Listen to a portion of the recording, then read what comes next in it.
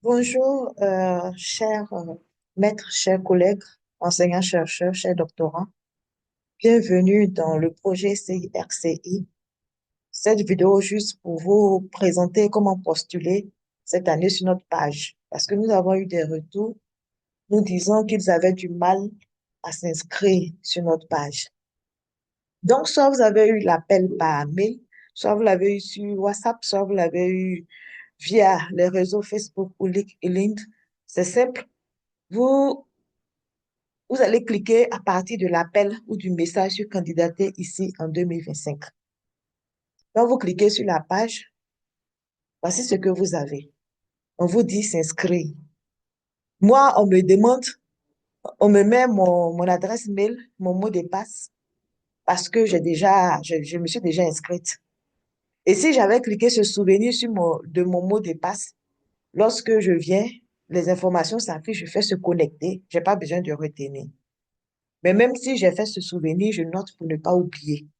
Parce que lorsque vous avez oublié votre mot de passe, vous ne pouvez plus revenir sur votre candidature.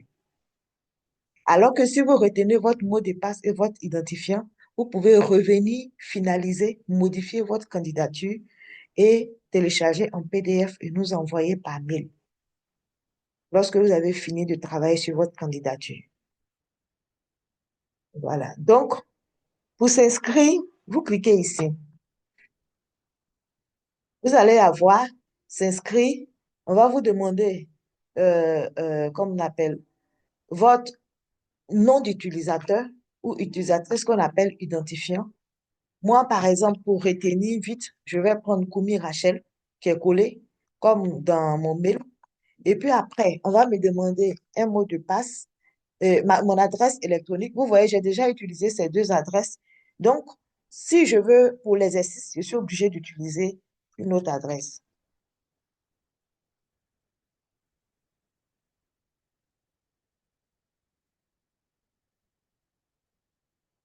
Voilà. J'ai utilisé mon mot de passe, mon mail, Hotmail, parce que j'ai déjà utilisé les autres et pour l'exercice. Et c'est valable pour ceux qui ont oublié leur mot de passe, qui sont déjà venus sur notre site, qui se sont inscrits, qui ont oublié leur mot de passe. Ils sont obligés d'utiliser une autre adresse email. Sinon, le site va vous dire que cette adresse l'est déjà utilisée et vous ne vous souvenez pas de votre mot de passe. Quand vous voulez le modifier, c'est plus compliqué pour vous. Donc, je vais me prendre un nouveau mot de passe.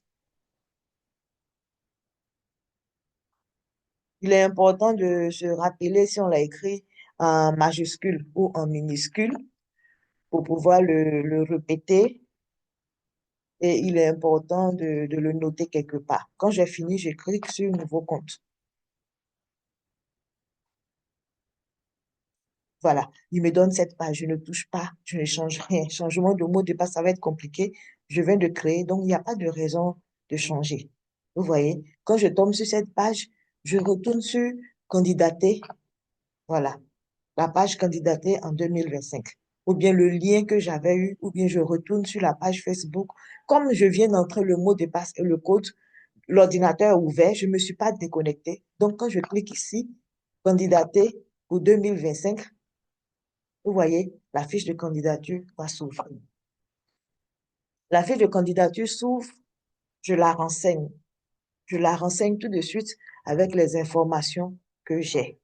J'ai déjà fait, par exemple, pour l'exercice, je reviens ici, pour ne pas que ça prenne trop de temps. Voilà, j'ai renseigné la date où je suis en train de soumettre ma candidature. Il y a une date du 18 janvier qui est venue, j'ai cliqué pour aller plus vite. J'ai mon nom et mon prénom. J'ai mon numéro de téléphone, mon adresse mail. On m'a dit de joindre un fichier. J'ai cliqué ici et j'ai joint une photo. De préférence, une photo de portrait. Ça, c'était pour l'exercice. Nationalité, j'ai renseigné. Enseignant-chercheur, professeur titulaire. Âge, j'ai mis. Le genre, j'ai mis. Le laboratoire où lui est fait le département. Le nombre d'années d'ancienneté. La spécialité. Les domaines de compétences est doctorant, vous voyez là où il y a une étoile rouge, l'information est obligatoire. Doctorant, il n'y a pas d'étoile, mais je mets non, non quand même. Curriculum vitae, je clique ici et je télécharge mon curriculum vitae. C'est ce que j'ai fait. Et le nom du fichier que j'ai téléchargé s'affichait ici. Par contre, quand je venais sur la page, je ne savais pas qu'on allait me demander mon curriculum vitae. C'est pas grave. Je télécharge n'importe quel fichier, un ancien curriculum vitae, un document, parce que tant que je n'ai pas renseigné toutes les questions du questionnaire, je ne pourrai pas valider. C'est pas parce que je n'ai pas toutes les informations que je vais supprimer mon questionnaire. Ça va me mettre en retard dans la soumission. Par contre, les premières informations, toutes les informations que j'ai, il est bon de les renseigner au début. Et pour celles que je n'ai pas, voilà, je joins quand même un fichier parce que si je n'ai pas joué un fichier, je ne pourrais pas valider le questionnaire et le revenu complété. Quand vous validez le questionnaire, sur notre page web, vous êtes enregistré. On voit que vous êtes connecté. On regarde les informations et on vous appelle et on vous soutient, on vous accompagne dans la finition de votre candidature. Mais tant que vous n'avez pas validé, on ne sait pas. Si vous avez supprimé, on ne vous voit pas en ligne et on ne connaît pas vos difficultés. Et l'année dernière, le jury a demandé qu'on accompagne les candidatures parce que certains, par exemple, motivation, oui, je suis motivé. Pour ça, vous pouvez avoir une mauvaise note parce que le jury regarde la motivation, la disponibilité, le projet que vous portez et si véritablement vous êtes engagé à travailler avec le monde extérieur, si vous avez lu les fiches projets avant de préparer la candidature ou bien si vous avez rempli pour remplir. Et donc, toutes les informations sont importantes. Par contre, vous ne pouvez pas faire de grands tests. C'est pour ça qu'on a fait une soumission en ligne pour que vous alliez à l'essentiel. Mais ne donnez pas des coups de phrase. Donc, quand il y a une difficulté, on vous rappelle et on essaie de vous accompagner. Si vous soumettez aujourd'hui, on vous appelle d'ici à 2, 3 jours, vous devez boucler la soumission. Mais au moment où vous tombez sur la fiche, ne vous inquiétez pas si vous n'avez pas toutes les informations. Par exemple, c'est mon cas. Quelles sont les motivations? J'ai dit, bon, je vais bien écrire mon test et puis bien répondre. Donc là, j'ai écrit quelque chose. Mais vous pouvez déjà commencer à expliquer une ou deux motivations et puis venir améliorer. C'est pour l'exercice que j'ai utilisé le clavier. Avez-vous déjà participé à un programme? Voilà, je mets oui et puis je mets le nom du programme. Je mets oui, le programme Disrupt Campus, par exemple, Disrupt Campus, UBO. Par exemple, moi, j'ai participé, donc je renseigne. Et je continue un peu pour donner plus d'informations. Voilà. Ici, vous voyez, j'ai essayé d'utiliser le clavier pour renseigner, pour ne pas que ce que je vous donne comme information est long. Maintenant, on vous dit titre du projet. Dans l'appel, on a dit, soit vous avez un projet dans votre domaine de compétences, dans votre spécialité, mais qui doit bénéficier à une communauté, à la population, à la Côte d'Ivoire. Alors, vous mettez le titre du projet. Si vous n'avez pas un projet totalement écrit ou conçu, vous avez une idée, une intention, vous essayez de formuler le titre de l'idée et l'intention. Parce qu'un projet commence toujours par une idée, une intention. Si vous avez déjà développé votre projet, c'est pas grave. Renseignez les informations que nous vous demandons. En fin de formation, vous allez comparer par rapport à la vision après formation et le projet que vous aviez au départ. Mais ici, même si vous avez l'intention ou l'idée, renseignez bien. Parce qu'on va voir si cette intention-là, vous la portez véritablement à travers votre candidature. Parce que le jury regarde la motivation, l'intention, et jusqu'à où vous pouvez aller avec le projet après la formation. Et quel est l'impact? Qu'est-ce que ça va apporter à la communauté sur le projet, véritablement sur les ODD ou sur le concept de la ville durable? Donc, vous devez bien renseigner ces parties. Donc, moi, par exemple, j'ai utilisé le clavier parce que c'est juste un exercice. Mais quand vous arrivez ici, on a mis objectif, il faut mettre l'objectif, la finalité, il faut renseigner les enjeux, la portée, le projet porté à la formation. Il faut donner toutes ces informations qu'on vous demande. Oh, vraiment, on dit qu'on dit en large 2 ou 3 lignes pour chaque question, 3 ou 4 lignes pour chaque chapitre, bien expliqué, mais ne pas faire de gros tests que vous avez copiés pour coller. L'année dernière, les gens ont fait ça et cette année, on nous a demandé de vous accompagner. De toute façon, dès que vous renseignez, que vous validez, nous voyons votre document. Nous ne pouvons pas le modifier, nous ne pouvons pas le télécharger, mais nous voyons le contenu et nous pouvons vous appeler par le numéro que vous avez mis ou par votre adresse mail. Voilà. Donc, moi, par exemple, j'ai rempli tous les onglets. C'est important pour moi. Mais vous ne faites pas comme moi. moi, c'est un exercice. Vous, les réponses que vous avez véritablement, que vous avez, vous pouvez les renseigner maintenant. Parce que dès que vous soumettez, nous voyons. Donc, vous n'allez pas nous mettre des trucs avec le clavier pour des questions importantes ou bien des informations de base importantes. Vous voyez? Maintenant, si vous ne validez pas, que vous revenez, vous mettez votre mot de passe et votre identifiant, vous allez reprendre une autre page. Et nous, on ne peut pas vous accompagner. Si vous supprimez, vous faites annuler, on ne peut pas vous accompagner. On n'a pas un début de soumission. Par contre, si vous faites valider ici, nous avons votre document et nous pouvons vous accompagner. Valider soutient que, sous-entend que vous avez renseigné toutes les questions. Voilà. Moi, j'ai eu même un mail parce que je viens de soumettre. Voilà. Quand vous validez, c'est un mail systématiquement. Donc, dans le mail aussi, vous pouvez aller modifier. Quand vous ouvrez le mail, on vous dit modifier. Vous pouvez modifier à partir du mail. Si vous n'avez pas le mail, à chaque fois que vous allez revenir sur candidater en 2025, on va vous demander votre identifiant et votre mot de passe. En ce moment, ça sera se connecter, mais ce n'est pas s'inscrire et vous allez retomber sur votre fiche. Quand vous retombez sur votre fiche, vous voyez en bas ici, vous avez ici modifier. Vous cliquez sur modifier.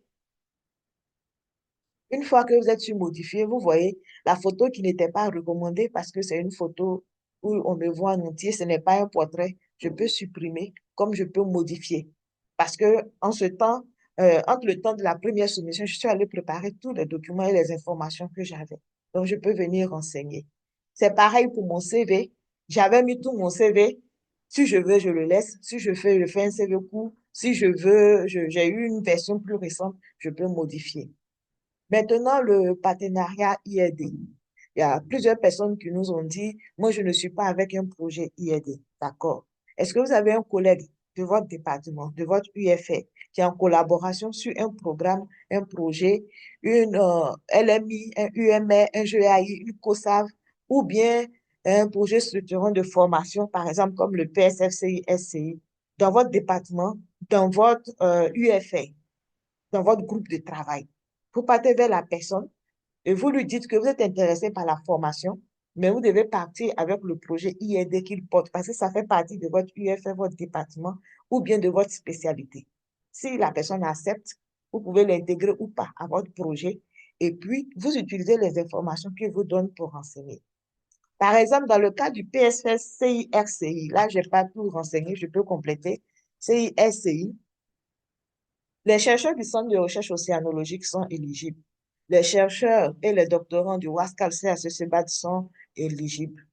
Bon, au moment où ils étaient en train de soumettre, ils n'avaient pas le nom du porteur IED. Ils se sont renseignés en temps, ils ont le nom, ils sont venus mettre. Docteur Dominique, c'est ça. Et ils ont maintenant son UEM. Bon, on peut mettre le PSF, c'est suffisant, mais pour les autres, vous allez mettre soit la GAI, la jeune équipe associée, soit l'UEM, soit le LMI. Et le coordonnateur, par exemple, pour le PSF Côte d'Ivoire, c'est pour ce Ouattara Choro, Sherazade. Mais en temps, j'ai toutes les informations et je viens maintenant bien renseigner. Maintenant, si vous-même vous êtes partenaire sur un programme ou un projet de l'IED, c'est simple, vous renseignez, vous avez les informations. Si vous n'êtes pas partenaire au programme, que vous approchez votre collègue qui est partenaire au programme, ou bien vous allez dans une COSAV et que vous devenez partenaire, après le projet ou pendant le développement du projet, ça peut vous intéresser d'intégrer cette équipe parce que c'est déjà dans votre UFR ou votre département, ou bien vous avez un collaborateur de la même spécialité à vous, qui a déjà postulé et qui va à peu près dans le même domaine que vous approchez, qui accepte d'engager le projet dans lequel il est, il vous donne les contacts et les noms des correspondants. Parce que comme l'IED cofinance et qu'on s'est entendu que les 3 premières promotions de cette formation qui sont gratuites doivent profiter aux chercheurs en Côte d'Ivoire, aux doctorants en Côte d'Ivoire, mais ceux qui sont en collaboration avec l'IED avant de l'étendre aux autres. Donc, vous avez vu, la collaboration, elle est directe comme indirecte. Donc, tout part de la volonté.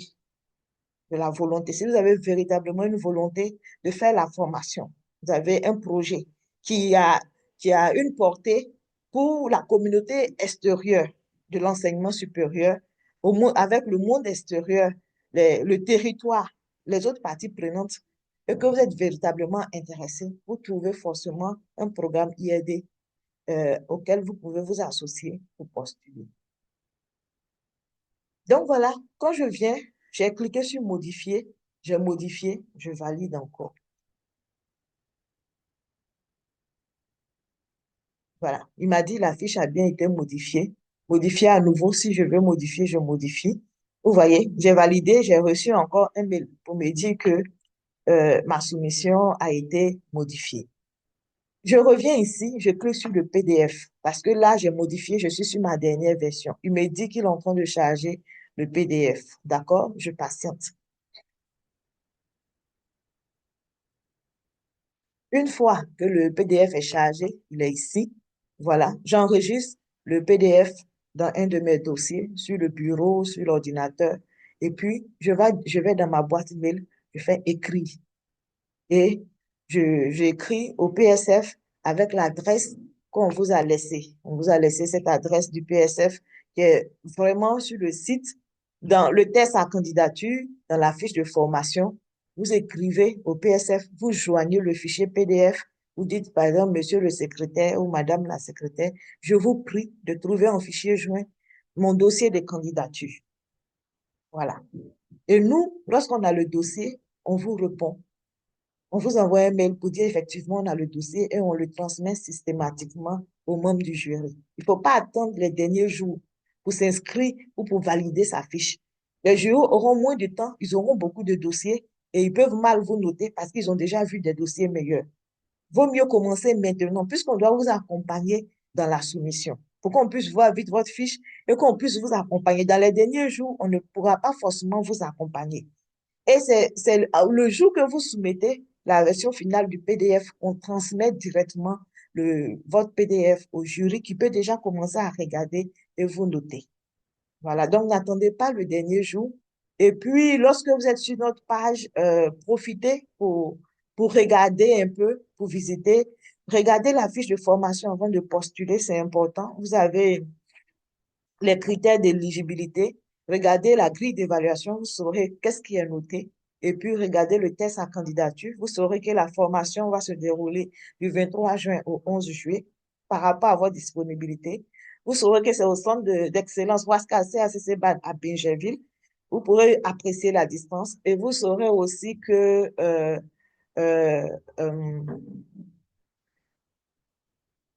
voilà, donc vous aurez que le dernier délai de soumission est pour le 30 mars. À partir du 30 mars, vous aurez ce lien-là. 30 mars minuit, ce lien-là sera supprimé. Vous ne pourrez plus postuler. Tous les dossiers incomplets ne seront pas traités. Si on arrive au 30 mars minuit, que votre dossier, vous avez commencé et que vous n'avez pas terminé, il ne sera pas traité. Dès que nous vous voyons sur notre stage, nous vous encourageons à finaliser le plus tôt votre dossier pour envoyer aux membres du jury. Ce sont des personnes assez occupées. Plus tôt ils auront les dossiers, plus tôt ils pourront évaluer pour qu'on puisse respecter le programme. Voilà. Donc, quand vous êtes sur notre site, vous avez par exemple ici le lien de l'atelier de lancement de l'année dernière. Vous avez la cérémonie de restitution des certificats, le lien YouTube ici. Et puis, vous avez toutes les informations sur le projet en cliquant ici, l'objectif, méthodologie, activités déjà réalisées, résultats attendus. Et ici, vous avez la promotion 2024 et les projets.